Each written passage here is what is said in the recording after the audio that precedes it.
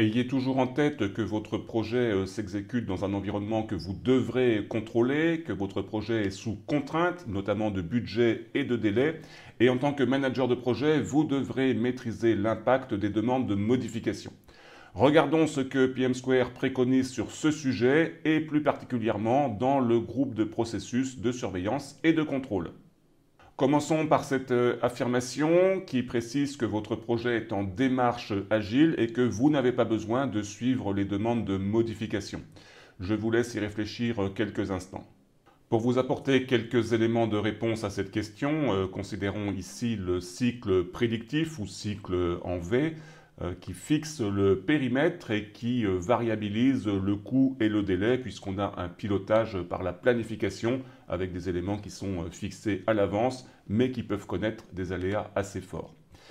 En cycle agile, c'est différent, on a un pilotage par la valeur métier et donc une variabilité du périmètre tout en gardant le délai fixe puisque le nombre de sprints et la durée des sprints a été fixé au départ et donc le coût associé est également fixé. Si votre équipe de développement est engagée en mode agile, vous devrez avoir un regard particulier et une maîtrise particulière du délai de livraison du produit minimum viable qui a été imposé et promis aux utilisateurs, du budget bien sûr du nombre de sprints, du nombre d'itérations qui seront nécessaires pour fabriquer ce produit minimum viable et également bien maîtriser l'impact des changements au cours de chaque rétrospective de sprint. Quand vous allez faire le raffinement du backlog, du carnet de produits, il faudra bien mesurer ces impacts, en particulier sur la complexité des nouvelles itérations à inscrire ou des sujets à enlever du périmètre initial.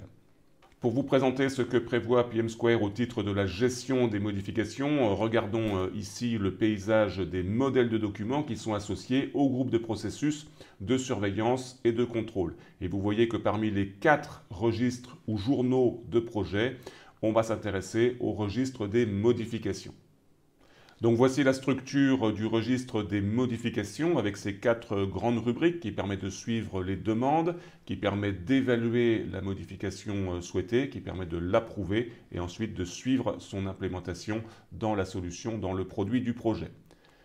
Au titre de la demande, voici les différentes rubriques pour information avec le demandeur, la date de la demande et puis la description de la modification. L'évaluation en termes de priorité, en termes d'efforts et puis d'actions recommandées et de dates souhaitées.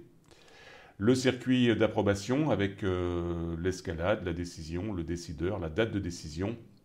Et enfin, l'implémentation de la modification avec la date de livraison et puis des commentaires éventuels.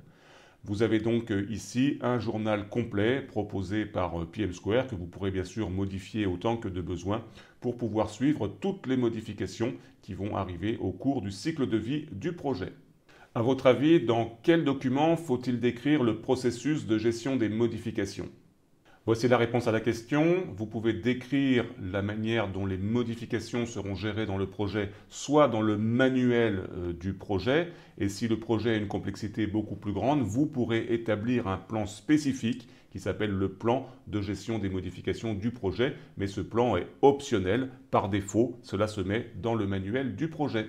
Je vous présente ici la structure du plan spécifique de gestion des modifications. Alors attention, il s'appelle ici dans la traduction française, vous voyez, gestion du changement. Cela n'a rien à voir avec la conduite du changement. On parle bien ici de la gestion des modifications. Donc attention à ne pas confondre ce plan spécifique qui traite bien de la manière dont on va suivre toutes les modifications qui vont s'inscrire dans le projet.